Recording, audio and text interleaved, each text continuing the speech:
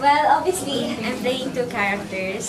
So, one is Nympha, yung pinanganak na hindi kagandahan, but she has a very good heart, good intentions to other people, and she just wants to help her nanay-nanayan, si Changdenang sa buhay. Yun lang naman yung goal niya, na mabigyan ng magandang buhay yung tiyahin niya.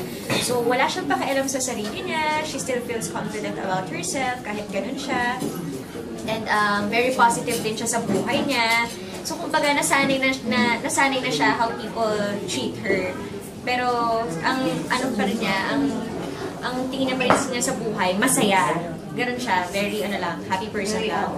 Si Rosette naman, the other one, is very selfish.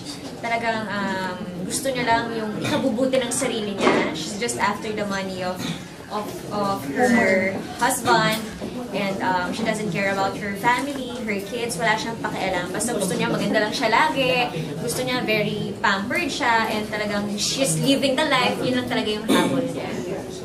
Ako nga pala dito si Maxi.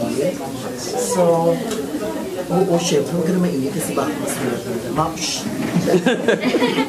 So, ako nga pala dito si Maxi. Ako dito ang isa sa best friend ni Chris Bernal. Napaka-positibo ng pananaw ko dito sa buhay. Na gusto ko laging good vibes, masiyahin. Na alam ko minsan tayo kapag may problema, dead ma, basta lagi lang masaya. So, in a very short, napaka-funny ko dito. Pinaniniwala ko lagi si Chris Bernal dito na maganda siya. Pretty talaga siya. Kasi minsan, ang kagandahan hindi naman lagi sa mukha.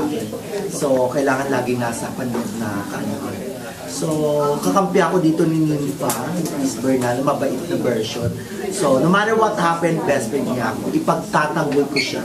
Yun ang rule ko dito. Pag may nangaaway sa kanya, inaaway ko rin. Kahit sa totoong buhay, diba? Kahit sa totoong buhay, gano'n. Siyempre, yun naman ang buhay. Ako naman tagapagtanggol ng lahat ng naaapi. Lalo na yung mga basher. I don't care! Si Vanessa. Ako naman, bilang si Crisel, ako yung isa sa mga mang-aapi kay Nympha. Hahantingin ko si Nympha at gusto kong malaman kung nasan siya dahil kailangan kumantanin ko Crisel sa kanya. So, yun yung pinaka gustong gawin ni Crisel kay Nympha. Malabas dalawang kontrabida sa Impostora. You and then si Chris dun sa isang karakter. Parang tatlo ata. Kasi nandun pa si Ate Asunta.